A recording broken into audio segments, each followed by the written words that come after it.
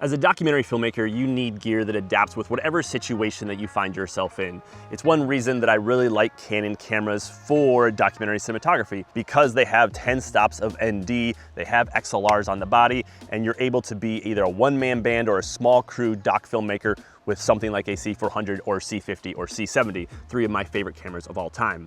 And while having a really great professional camera body is really important when you're out in the field, having a great lens system is also really important. In the last few years, I've been shooting on a lot of primes, including the Zeiss Otis on a feature documentary with the C400 and the Cooke SP3s on the Ronin 4D. But my bread and butter when I'm doing documentary cinematography is definitely a really nice zoom lens. And today I want to talk about what is probably the best documentary zoom lens ever made. Let's do it. First, what makes a great documentary lens? And I think it comes down to a few attributes. The first is that it has to have a really nice range. When you're doing documentary cinematography, you often don't know what's going to happen. And so having a versatility of a zoom lens and having a zoom lens with a good range is really important. It's one reason why a 24-70 or a 24-105 are two of the most popular ranges when it comes to documentary cinematography. So you'll need that 24 millimeters when you find yourself in tight situations. But then you also might be a little bit further from the action than you would preferably be, and you'll need that 70 or 105 to get a little bit tighter to the action or get different focal lengths so you can edit those scenes together. The second for me is stabilization, and that's a really important part of documentary cinematography. Often you're handheld or just have a small sack or a monopod, and you don't have time to get a lot of tripod or stable images because you need to act quickly. And so having a stabilized lens is also really important. Now, let's say the third is speed, and by that I mean a pretty fast aperture. Because in documentary cinematography, you're sometimes going from inside dark areas to outside and back again, you don't have a lot of control over the lights. You're not going to stop a scene for 2 hours to get a grip truck out and get a bunch of light pouring through the windows. And so you want a lens that has a little bit of extra speed than your standard kit zoom so that you can actually open that aperture up and not have to ratchet up your ISO too high. An f2.8 is definitely preferred, but a lot of zoom lenses often have an f4. And finally, a generally compact size for what the features offer you. And again, you're a documentary cinematographer, you're out in the field, you're holding this thing for 10, 12, 14 hours at a time, and you don't want something that might really hurt your back and your arms at the end of the day. So historically, I have often used a 24-105 f4 zoom lens, especially because those did have stabilization. Back in my EF days, that is pretty much the only choice you had. And that was often before a lot of full frame cinema cameras were on the market. So you're using a Super 35, so that f4 was just not that quick. So if you wanted to go to something like a 2.8 or the Sigma 18-35 f1.8, which I did use a lot, you do lose that stabilization, which is a big bummer. But now there are tons of full frame cinema cameras that are actually affordable, and therefore you have the ability to use full frame zooms. One of my favorite lenses of all time was Canon's Super 35 cinema lens, the 18-80, which roughly came out to a 27-120, so in that 24-105 area, but it was at a T4.4, so not a very fast lens, and it was only made for Super 35 sensors, so you're getting a depth of field of a 5.6 and a light gathering ability of only a 4.4. They basically updated that lens with a few added twists to make what I think is the best documentary lens ever made, and that's this guy right here, the Canon 24-105 f2.8 Z lens from Canon.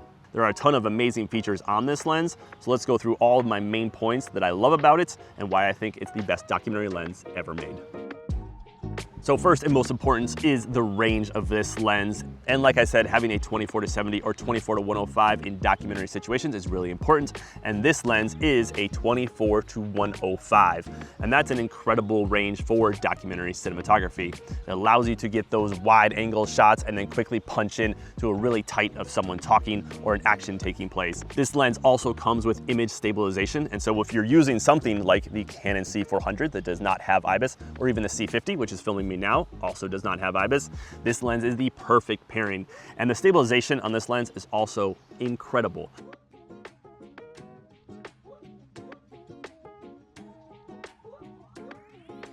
And then Canon took that incredible focal range, 24-105, that speed at f2.8, that beautiful image stabilization, and put it into a pretty compact and unbelievably well-built lens.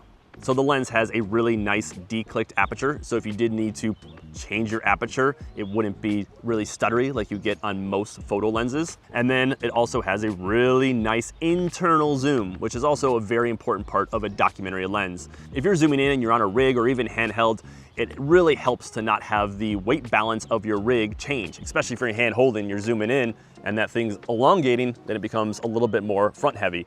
And then it has a really well dampened focus pull. And as someone who does a lot of manual focus, I really appreciate that. But because it's a photo cinema lens hybrid, it also has autofocus, and it has really good autofocus. So a lot of the old cinema lenses that people use, or PL lenses, don't have that ability. So the fact that you can get that in a cinema lens this size is also pretty incredible. It also has 2 function buttons, so you can change different settings very quickly, and a control ring that you can program to pretty much whatever you want. Also, because it's pretty compact, it also has an 82mm filter thread, and for cameras like the C50 that don't have internal NDs, that's really important, that it's really easy to find a variable ND or fixed ND for this lens.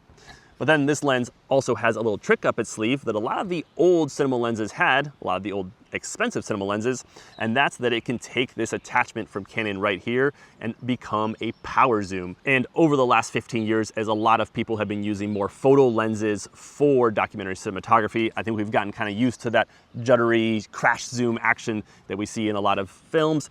But the power zoom was pretty much the standard way to zoom in and out back in the camcorder days. And it does allow for really smooth push-ins and pull-outs when you're trying to zoom in on a subject. It's really nice on a tripod, but can also be used handheld. Once you have this attachment on here, it is powered by whatever camera you're using, whether it's a C400 or C50.